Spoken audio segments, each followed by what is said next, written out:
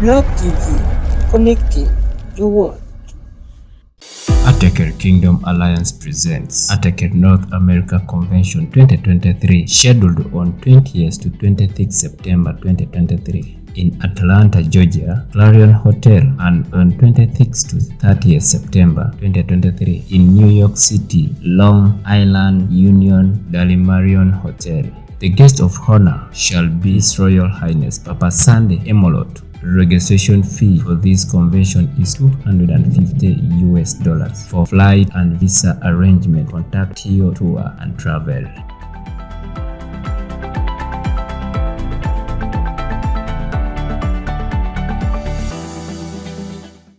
Hello viewers, welcome to Black TV today. I have two special guests here in the house, and they're going to talk about a lot of things that they're trying to do, and things that are going to benefit us as the Ateker community and other communities, friends to our communities as well, and Africa at large. So, welcome. Peace and blessings. Welcome. Thank you so much. I wanted briefly to, because there's something that we understood here, that there's a cooperation between Ateker Kingdom Alliance and Global African Gold and Hashel Daniels Dunia LLC, and I would like us to tell the public, or to tell us more about the cooperation. Hello, everyone. My name is Yonah L. I was born Saturday, October the 11th, 1952 at 10:55 p.m. My birth certificate, my passports, all of those say Davy Joyner. That's my government name. I've been around for 70 years, and over the course of that time, I have what's called a sevenfold name. Every 10 years, I have a name that the universe has given to me. And today, the acronym for that name is DYEBHAR, D-Y-E-B-H-A-R, which interpreted is Davy Yonah El Baruch Haba Amen Ra. And that means, beloved dove of God, come bless the light of truth. And I'm pleased to be here and to be with my African brothers. Yes, and Thank you so much. I'm Gabriel Opolot Ononge, Demabior Gabriel Opolot Ononge Demabior. I come from Teso. I work for the Ateker Kingdom Alliance, and specifically I come from the clan of Katekok Ikuruk. And Ateker Teso is my area of existence or extraction in terms of ethnic nationalities in Uganda. And I serve as the Minister of the Animal Industry and husband in animal industry in the Iteso Cultural Union, Ateker Teso Chiefdom. And I'm happy to be in this show today to discuss matters of importance in terms of the struggle for the African people, home and the diaspora. Thank you. Well, to begin with, I don't want to leave out IMSCO. IMSCO actually, from my part in this, was with the founding with Frank Weston, and back in 1969, I believe, he was here in the Congo signing an agreement with the Congolese people, and with the concept that we have a right to engage, and when I say we, I mean us from the diaspora with our African brothers here on the continent, in terms of building bridges and building trade relationships that benefit us, things that in the past we hadn't been able to do. Move forward, interestingly, at the same time that he was doing that, I was a young boy out in the streets protesting the Vietnam War. But move forward, 30, 40 years, and I met Herschel Daniels. I met him at the Global African Diaspora Summit in Baltimore, in the United States. We were interacting with the United Nations, the African Union, and how we were going to address the issue of African unity. They talked about the regions of Africa, the north, the south, east, the west, central regions of Africa, those five, and they made the sixth region of Africa the rest of the world. And so there was a big dispute about how we were going to bridge that gap and how we were going to address that and unite our people. Herschel Daniels and I began working with Dr. Leonard Jeffries, and we began to try to put that together. At the same time, a number of other people did the same thing, and it had a kind of dispute, with everybody being confused and trying to be the organization of the group that was going to take the lead to be the organization that would help us to unite with our African brothers. That's how it got started for me in this particular iteration of the relationship. Okay. So I understand that your relationship came from so way back, since 1968, when you met a few of your friends and how you started up the whole thing. So what we need to understand is that how did you get to manage to have a partnership between Global African Gold and Herschel Daniels LLC and IMSCO? IMSCO, or the Attica Kingdom Alliance. So Before Attica Kingdom Alliance, I need to understand the groups that are involved, and then Attica Kingdom Alliance can come in. Well, Frank Weston with IMSCO, he wrote a book called Do You Have a Return Ticket? And it was addressed to those of us in the diaspora about coming back home, understanding the value of reuniting with our African brothers. And I read his book and I found it phenomenally interesting. So I met with Frank, and over time I joined with IMSCO. With Herschel Daniels, it was a little different. As I said earlier, I met with him in 2015 at the Global African Diaspora Summit, and we were working together to try to do the same thing, but from a different perspective regarding working with the African Union. Over a period of years, constantly trying to get people to engage together. Different organizations, Pan-African organizations, different organizations in the United States, who are trying to address the black problem in America.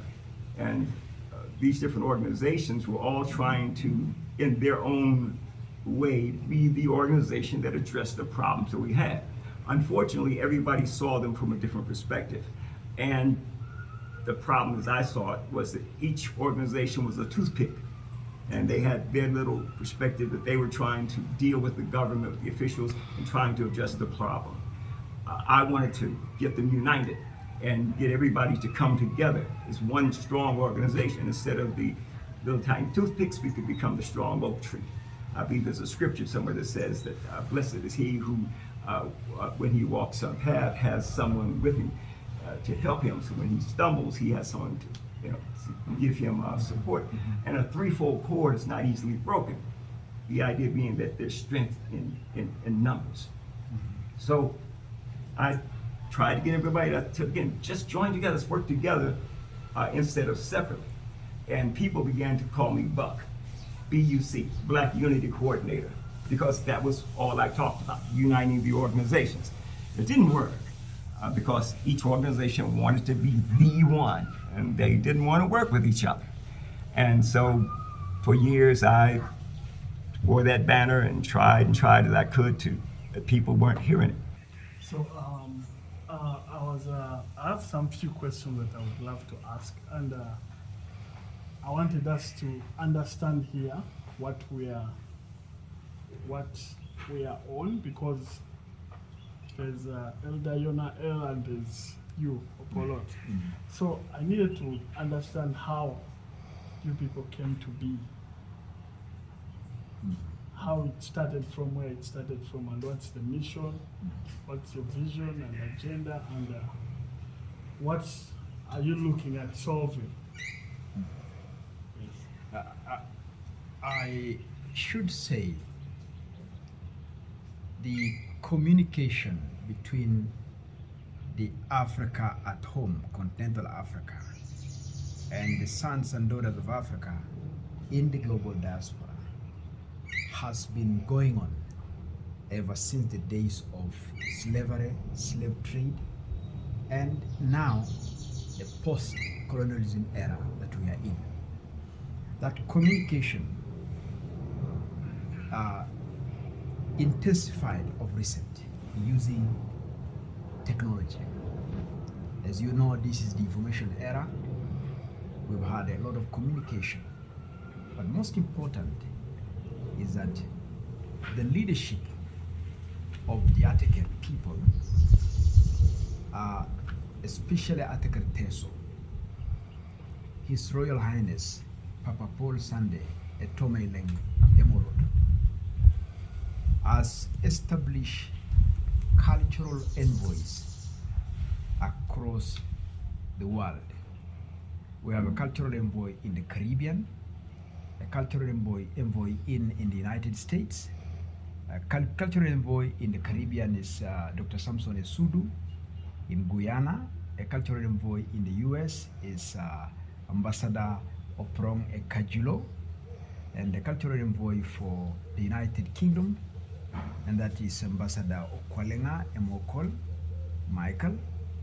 The cultural envoy for Germany, that is Ambassador Lolem, and then we have a cultural ambassador for EU, that is Among Solomon, and we have others in Southern Africa, Dr. Ikatekiti Okonera for SADC, and we have a team in Australia, recently linked by our Member of Parliament, that is Honorable Omodini Okabe, the Member of Parliament for Sierra County. So there has been an effort to establish antennas, and these cultural antennas have brought us together in one way or the other. But like I said, the networking among the Africa at home and the Africa in the diaspora has been going on through a number of Pan-African initiatives. Like myself, I have been the president of the Renaissance of Alliance of African University Students, and that a network that brings about 33 universities together. And then member of the Global Pan-African Movement, and that has also brought a number of people. So this interaction has been going on. And so we say, like Elder Yonah normally likes putting it, the universe put us together. So I think that's how it began. Maybe Elder Yonah can give his version, but that is it. You know, this is about communication. And you talked about the technology that allows us to communicate. Even though today we are here in Kampala, Uganda, the technology today, that cell phone there, allows us to communicate with people in the United States in real time. For that communication to be effective, it's important that we understand. And definitions of words are important for that understanding. I'm sure everyone understands the word kingdom. I'm sure everyone understands the word alliance. But when you say Attica, I am certain that many people in my area of the world will not understand. Would you please? Okay. Attica draws back. Let's walk back into the corridors of history. Attica means a people of a common origin, a people of a common culture, a people of a common and unintelligible language, okay? People who can speak to each other, and a people organized as extended family lineages, which we call the clans. Chiefdoms and kingdoms throughout Africa are organized as clans. Families established extended networks of bloodlines, and eventually they emerge as a sub-clan, and then they emerge as a clan. Then eventually the clans come together and form a confederacy of clans, which now you can call a chiefdom. And chiefdom, when you have got issues of hereditary, now you constitute a kingdom. Now, for Attica people, who trace their origin from the ancient kingdom of Kush, that had its capital in Napata in Nubia. Eventually you have a new empire that emerged, Karma. You have now Meroe in the Sudan. And that kingdom called Kush was scattered by the Romans. And so other people went to West Africa, other people moved to Southern Africa, the Great Lakes region, where we are now. We are now in the Sudan. Of course, another group proceeded up to the northeast parts of Chad, Djibouti, Eritrea. That's why you find us, we are in Ethiopia. We call Ethiopia our home of origin, Tasseti. So, as you know, Ethiopia is the mother of Egypt, the mother of Kemet. Ethiopia or Tasseti is older than the Kemet. In the Nile Valley Civilization studies, that is already established. So we find ourselves now in Ethiopia, among the Nyangato, the area, the Gambela areas. Also find ourselves in South Sudan, and parts of the Sudan,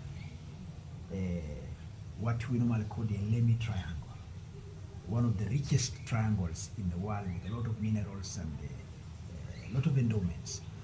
Find ourselves among the Toposa. The Toposa are us.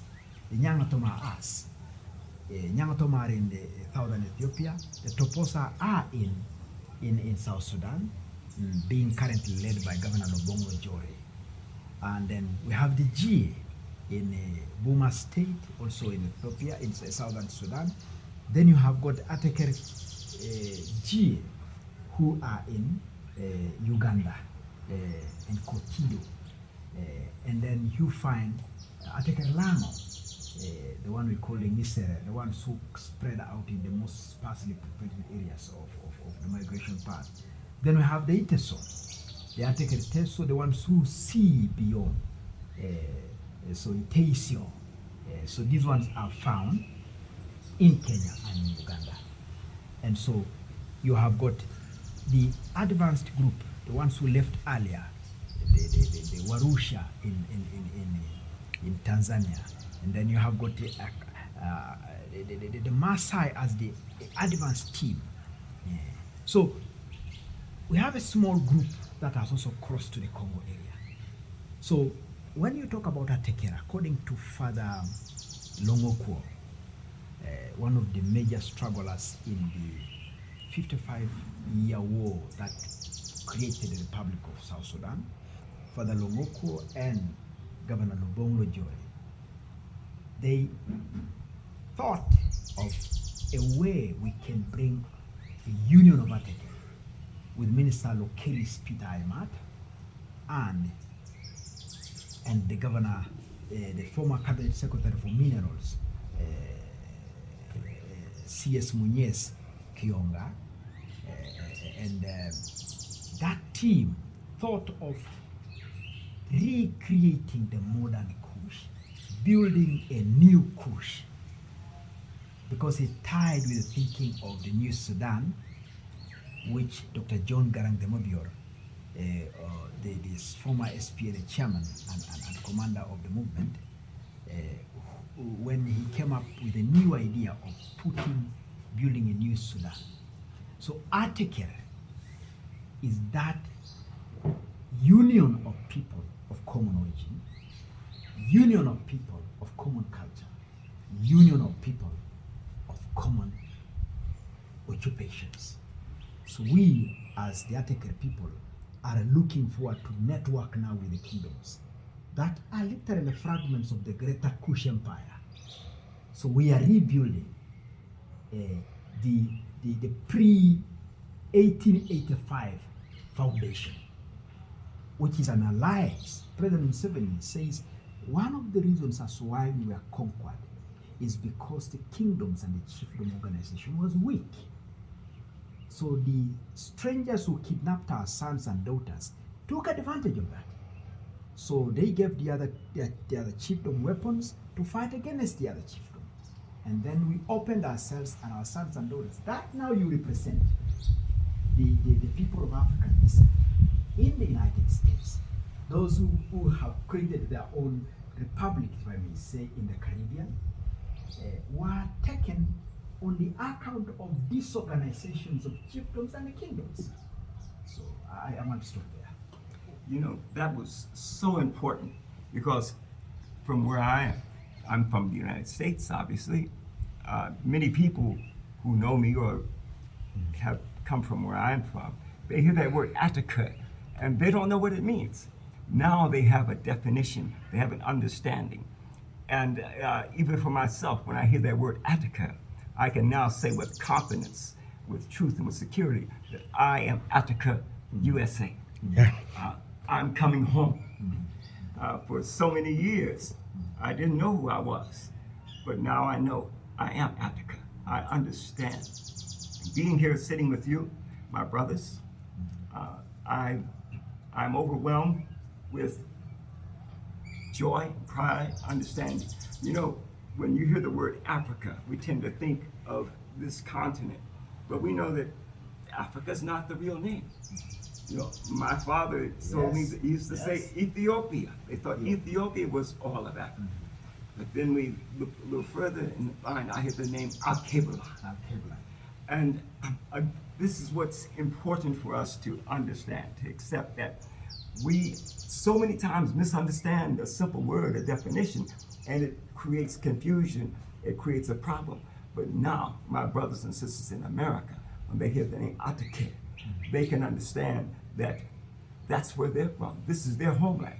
So many times, so many days I've looked and wondered when we were in school and read the books and we wonder where did we come from? How did we fit in? Because we weren't there. But now we understand that we are Attica. And whether they accept it or not, that's it. That's our common ancestry.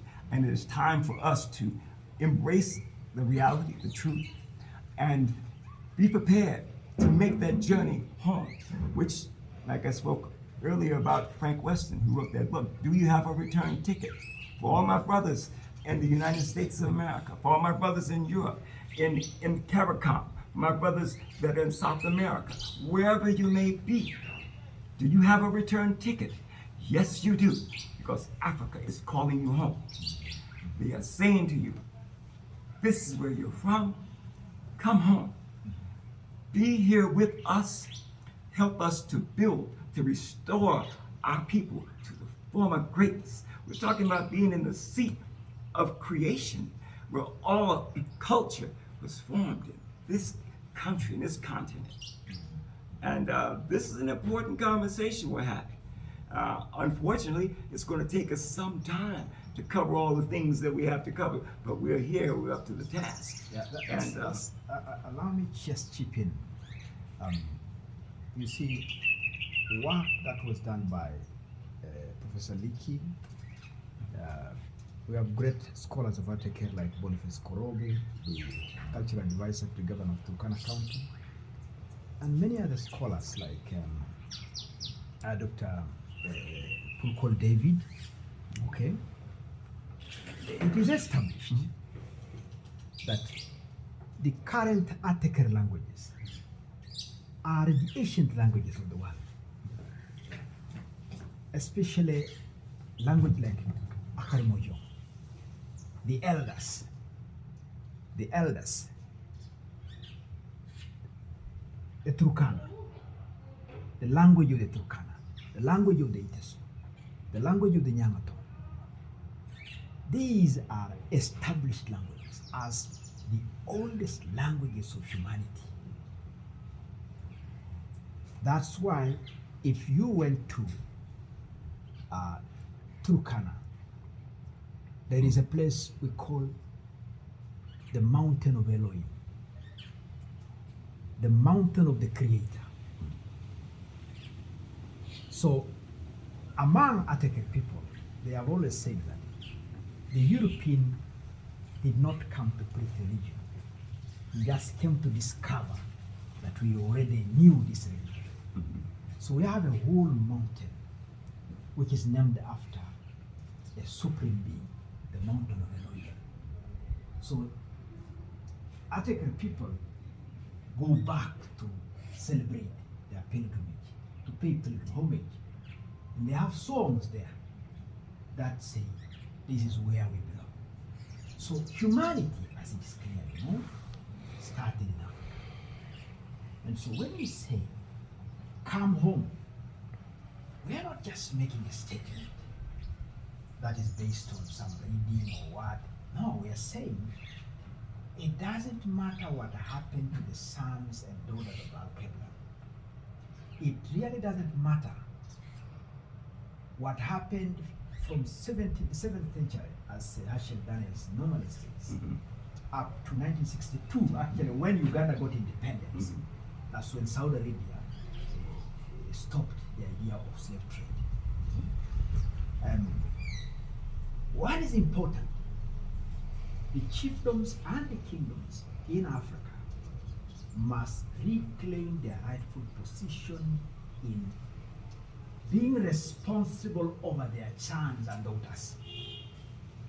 A certain civilization organized itself and took sons and daughters of Africa to Europe, took them to Arabia, took them to Americas. A responsible father, a responsible kingdom.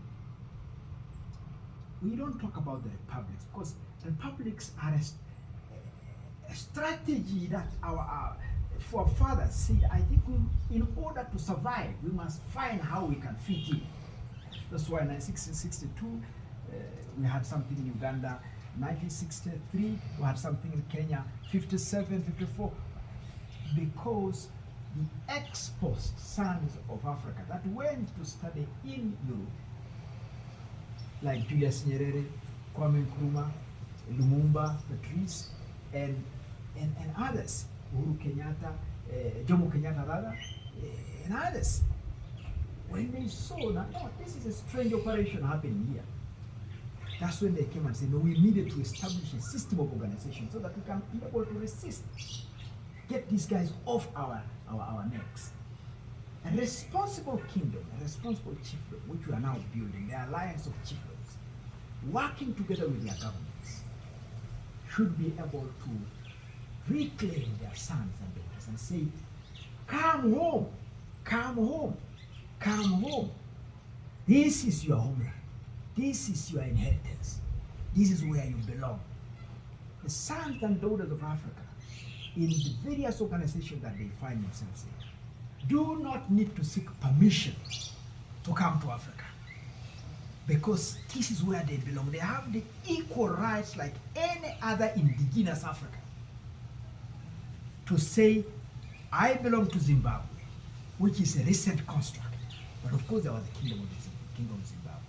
Okay? I belong to the southern part of Africa. I belong to the eastern part of Africa. And we should be able to have the kingdom say, welcome our sons in the Congo, welcome our sons in the Sudan, welcome our sons in Bunyoro, welcome our sons in Toro Kingdom, welcome our sons across Kanembono and all these bigger empires that existed. So I just wanted to emphasize that point, that this is an effort to say the homecoming is now.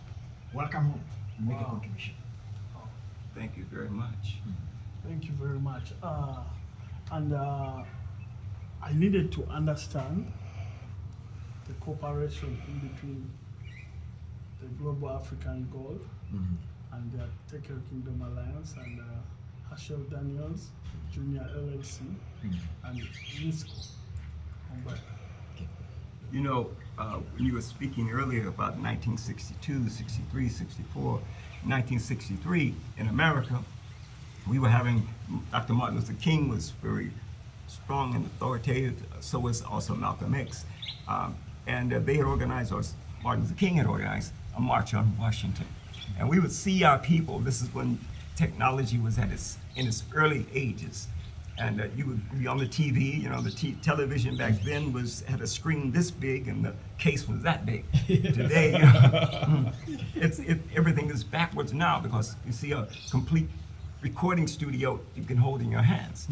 But during that time, one of the things that shocked America was that on television, in the evening news, they show pictures of the S5K. S5K is the force that wears the blue uniforms and the guns and the badges. S5K, it stands for stupid, cowardly, crazy, criminal, killer cops. You know, a few days ago, there was an 11-year-old boy who called the police and said, hey, we have some problems, I need some help. And an 11-year-old boy, the police showed up, see the boy, and shot him in the chest. The boy's confused. What did I do wrong? An 11-year-old boy. The police officer shows up and shoots him. I can go through this for days and weeks and months and years. A few years ago, we saw that our brother, oh my goodness, get me started. Every single day on TV, we see where one of our brothers, a black man, which is shot by a cop because he didn't like the way he was moving. His car was too loud. He had something hanging from the mirror on his car. He didn't have his license plate renewed. But things like that, they're murdered and shot every single day. And in that country, we're looking at it today, and we go back to '63, and we see the same things. You know, we're talking about 70 years, 60 years, 50 years. And I watched this in 1968. We were involved in the Vietnam War. And I saw that and I said, this is not right. And people used to talk about it, say, here, in this country, they have the black man. They send him over to fight the yellow man for the white man so that the yellow man can have freedoms that we as black people don't have in our own country. And it was a bad thing. But today, through all of that, we are here because during that time, we were stolen Africans, were indoctrinated, beaten, abused, misused, confused, and had to try to find our place in this world. Classic example I like to talk about is the Lone Ranger. We used to watch television. Lone Ranger, the white man with his Indian friend. This is a true story of one of the baddest cowboys that ever lived, a lawman. Watched it regularly, and then find out one day that the Lone Ranger is a black man. I wonder why, for years and years and years, did they perpetrate a fraud upon us rather than telling us the truth. America's replete with stories like that. But today we want to talk about how stories like that, situations like that, brought us together. Because we knew that was not right. And how could we defend against it? We had to defend ourselves against the people who called themselves the government, who was supposed to be taking care of the people, but they were not taking care of us. So the people began to unite, the Pan-African organizations. At the same time things were happening here in America, we were doing it from a different perspective. We found out that most of our churches were the breeding grounds of rebellion, of trying to fight back and push back against a cruel and unjust system. You may hear people talking about the Black Panthers from the 60s. We talked about them like they were this terror group organization, black people that were trying to disrupt the government. What they didn't tell you was that every morning these college students would come out and provide breakfast for the children so the children could go to school, they wouldn't be hungry. No, they didn't tell you that part. A lot of the things they didn't tell you. They didn't tell you about Fred Hampton, who, when he was taking care of business, they arranged a raid to run in and kill him while he was in bed. We've seen that happen over and over again recently. Those things have pushed our people to the point where we said we have to do something. And it wasn't just a matter of being in America and doing something, but deciding how are we going to go forward? Are we going to stay here in this country and continually be abused and not able to address the situations that face us every day? Watching 40% of the population, the prison population, being people of African descent, we're on 13% of the population. Watching where consistently, the government sets up programs that impoverish us, take advantage of us. And we go to them and we plead, and whether the leadership is black or white, it makes no difference. They are deaf to our cause. So our union, our Pan-African organizations began to look for how we can be prepared to either do what we could in that country, as Malcolm X said, the ballot or the bullet, or should we leave? And we find that in looking at the perspective of leaving, where will we go? If we go to Africa, as you said earlier, our ancestors, our fathers, they weren't coming for us. How will we be received if we went home? There was this mindset that Africans felt themselves superior and they didn't want to be bothered with us. And in America, we have the same thing going the other direction. But some people had the understanding that we must find out, we must know the truth because we've been lied to so much. And that search for the truth is what brought people like Herschel Daniels Jr., Imsco, Frank Weston, Yonah, myself, Global African Gold, together with people like Makakuvu, Ali Elde, who interacted and one day brought to my attention the Attica Kingdom Alliance and the fact that they were on their way to America. And I had all my life had a desire to go to Africa, which I had been before I had heard that, but when I went before, I just was lost. I didn't know what was going on. But this time, meeting some true Africans who had a mindset of interacting and engaging with us, this I had to know more about. And that was the foundation that drove us to begin to unite and interact with the Attica Kingdom Alliance and build relationships that made me come here to be with you today, to represent my own family as well as the brothers and sisters in America who want to reunite with our African brothers, not as who is greater or less than, but as true brothers. This is our home. And I want everyone in America to know and understand that this is where you belong. You may live in America, but this is your home. And that knowledge, that understanding is what brought me here. And it's why today we are sitting, we are talking, we are working, we are organizing and working together to build something that is so powerful that is going to change, literally change the way that all nations interact with each other. Wow, that's very interesting. Yes, yes. And I'm really glad that you're here in Uganda, the Pearl of Africa, and we are being hosted on Black TV. And I also want to have a word from my other friend. Yes. And he needs to tell us about the cooperation and how have you merged and how will you go by business here in Uganda, and we need to understand. Okay. As you realize, a lot has been said, but little has been done. And so we needed to refocus ourselves on what works.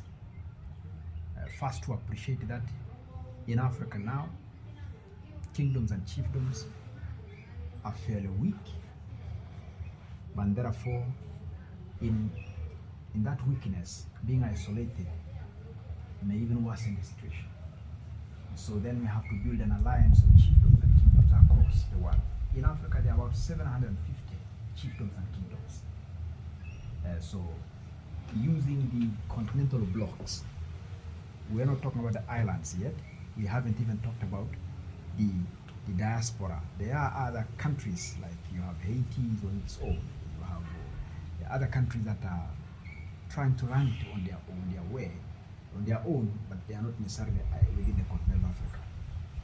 So what we are now doing is that key organizations like Herschel Daniel Junior LLC in the United States entered into a pact with Attica Kingdom Alliance, also an LLC in the United States, and the Global African Gold the other way around. Global African Gold, which is also an LLC in the United States, led by Senior Yonah L, to midwife a cooperation of what we call the Friends of the African Union.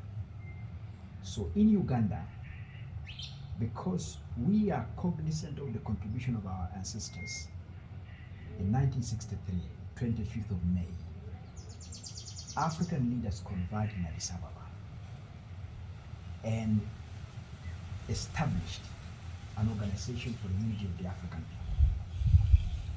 And so on the 25th of May, we annually celebrate the African Liberation Day, the Africa Day, which I should say the Africa Unity Day. Unity home and abroad, home and the diaspora.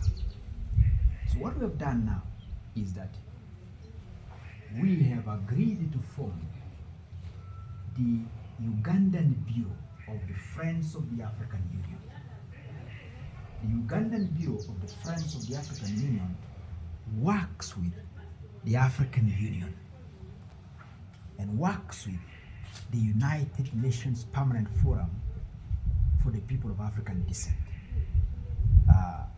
That friendship team, which is an NGO, literally, a charity that operationalizes the aspirations of the people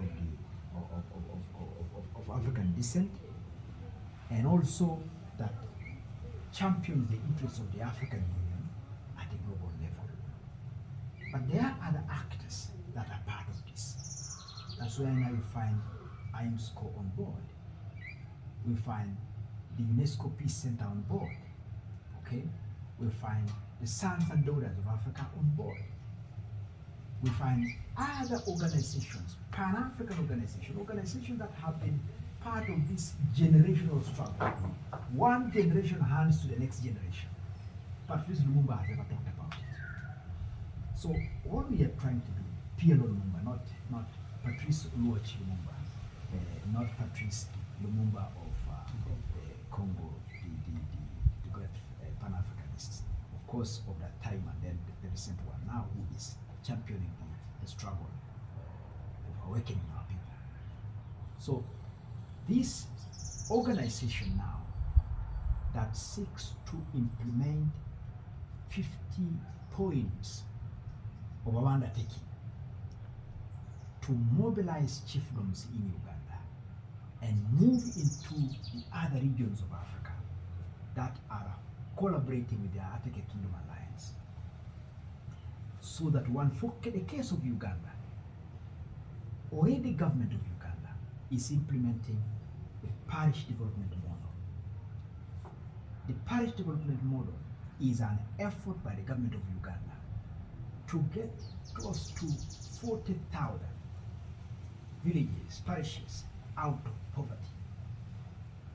And so all we want to do is anchor the chiefdoms and cultural institutions into such an initiative so that poverty becomes a thing of the past. Working together with chiefdoms and governments to create legislations that favor the progress of our people. This is why we now get ourselves anchored into the various organs and the various units of governance. So by September, now the Friends of the African Union, which is now a partner, Friends of the People of African Descent, United Nations Permanent Forum for the People of Africa, on the People of African Descent, as all the presidents of Africa and the world will be converging to the UN General Assembly. The partnership in the states will be working towards a way we can now begin to have a framework on how we can actualize this. The thinking now, I think by 30th of May, is that there will be already an existing organization, what is the World Forum of Mayors. All the Attica Kingdom Alliance areas of operation, their mayors are by default supposed to join now the World Conference of Mayors because Herschel Daniel is the chairman. Okay, now we are also working hard that at the United Nations we have also a global forum for royals, kings and other chiefdom leaders should be able to convene somewhere and discuss matters of African royalty, how to relate with their sons. And the United States provides the largest population of the people of African descent, existing in a superpower nation which has global impact on whatever it does. So this pact has already taken off. We signed a pact on the 25th of May in Ndere Cultural Center in Kampala. You know that is the center of entertainment or culture. We needed to do that in a cultural setting so that when the chiefdoms by the end of next month will be sitting to do benchmarking on their priorities, how they can work together with governments to implement programs that are useful, how we can go to Sierra Leone to benchmark on how kingdoms and chiefdoms are working on a program called Leave No Chiefdom Behind. So we will have already started the process. So that's how we started, and it's already in operation. As we speak now, we are talking of something which has already been penned down, and so action has taken off. Wow, wow. You know, the name of my corporation, Global African Gold, is actually, just to correct you, it's not an LLC, it's a corporation, S corporation. But still, they're similar and we've merged. For years, I've been trying to get people, the different organizations in America, the Pan-African organizations, Black organizations, to unite, to come as one, to address the problems of people of color. And consistently, though they would not agree to work together, I found one commonality. Each and every one of them needed money. They needed resources. So when I looked at that, considered that, I said, well, what's the real resource? Well, in America, we have money, which is the fiat currency. It's paper money. But the real currency is gold. And so I considered that, I looked at it, and looking at Africa, we see something very important. And that is that for 400 years, people have been raiding and robbing and stealing gold and all the minerals from Africa. And today they are still here. The African people are still here. So how can we take advantage of that? And that was part of what I brought to the table with this, how we can look at Africa and figure how we can monetize the resources here to implement the improvements in the community. Now, the agreement that we recently signed, one of the first things that we plan to do is to institute healthcare centers. We're doing this in America for the veterans. There's a program called NEON, which is a federally approved neighborhood health association that provides incredible health services. We, through this agreement, will be using the resources of Africa to channel those into a funding program that will put these resource centers to build these healthcare centers, not just African health centers, not just American healthcare centers, but American health centers that have incorporated within them the aspects of the African medicine programs. So we do not leave either out. We work together to build the best system we can all over Africa, and that's phase one. We have to look also at education to make sure that all of these communities have good quality, proper schools for the children to learn. We want to look at anything that can work for the benefit of Africa. I ride around in Kampala, what do I see? I see motorcycles, I see cars, all of those cars, Toyo from Japan, from Korea, from the United States. I see motorcycles from China, from India. You know what I don't see? I don't see the African motorcycle. I don't see the African cars. But with all the resources from here, going to other countries, and then them selling the refined products back to Africa, The same thing, taking the resources out, sending and dumping back and selling the products like motorcycles and cars. With all the resources in Africa, we need to make sure that Africa becomes not just a consumer, but a producer of all products and qualities that Africans need, and not secondary or tertiary products, but good first quality, first rate products and qualities.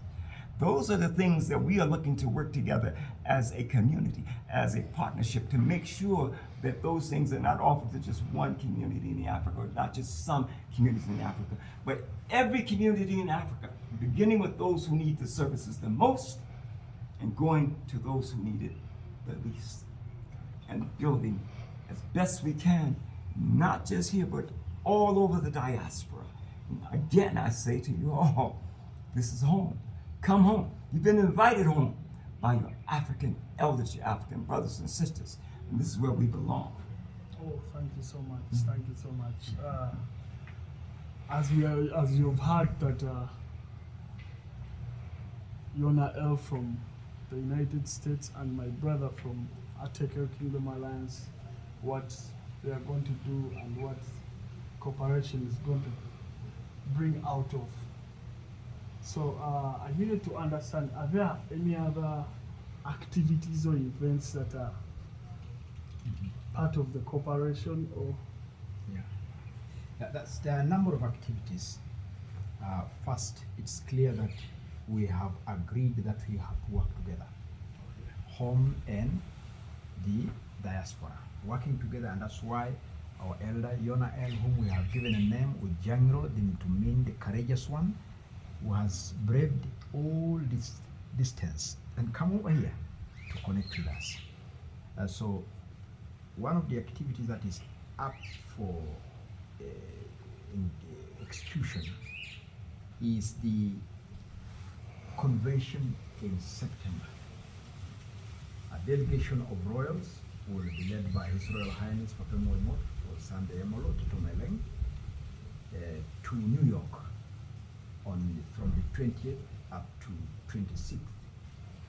They will be in New York, and then from 26th up to 30th, they will be in Atlanta. That delegation will go there for a tour and also a deliberate strategic engagement with the people of African descent who are the other side.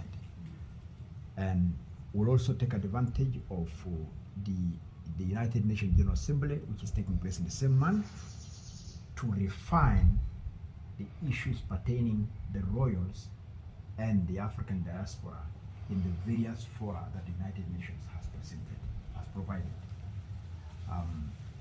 To September 20th up to 30th becomes an annual gathering. Every other time of the year at that time, we should be in the United States for that. We have also a conference that will be taking place in Canada.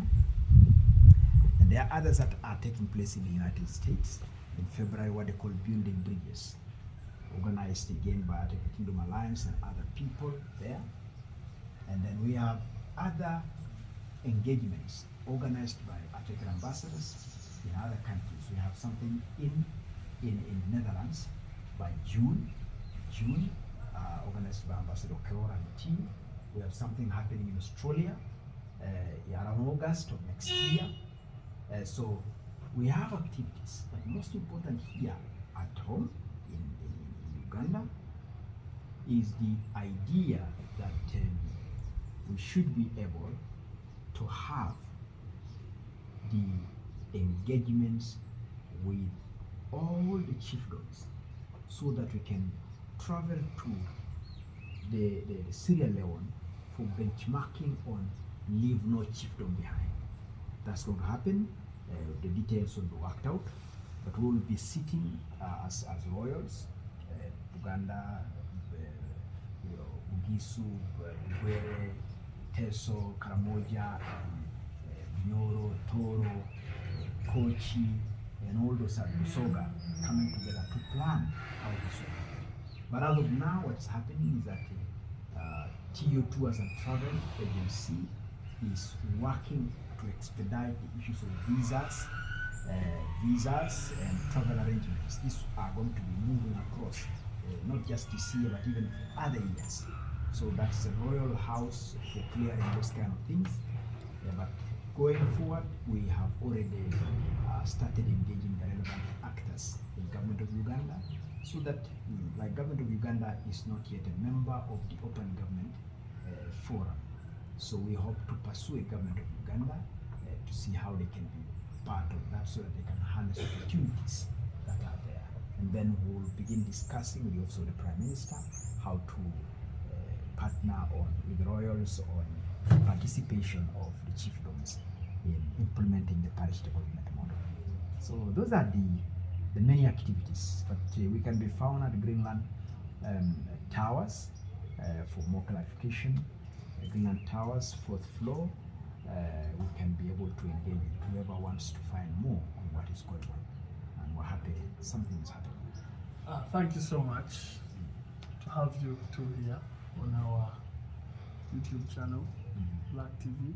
And I understand you talked about the event, the upcoming event. So I needed to get some facts straight about the registration, how someone can register for the event.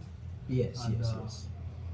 How and what other things they need to know that can help them to. Time is running out very fast. I think the end of this month, which is a few days from now, so it's the whole of next week, we expect all those who have registered to have now gotten themselves set for the issues of visas and the rest. That's handled by TO. So registration is done online. A person has to go to the website. Our website is atekerkingdom.com, and so you'll find the registration links there. And if you find that you don't have all what you need in the website, you can use the telephones and call. It doesn't matter where you are. You could be in South Sudan, you could be in Ethiopia, you could be in Kenya, you could be anywhere in the world. But you want to participate in matters of Ateker, matters of Kush, matters of Al-Kebra, matters of Africa, which is a new thing, matters of Ethiopia, matters of Taseti. So you can be together. Thank you so much, and see you next time. Thank you so much. Peace and blessings. Peace and blessings. Ateker Kingdom Alliance presents Ateker North America Convention 2023, scheduled on 20th to 26th September 2023 in Atlanta, Georgia, Clarion Hotel, and on 26th to 30th September 2023 in New York City, Long Island Union Dalimarion Hotel. The guest of honor shall be His Royal Highness Papa Sunday Emolot. Registration fee for this convention is $250. For flight and visa arrangement, contact TO Tour and Travel.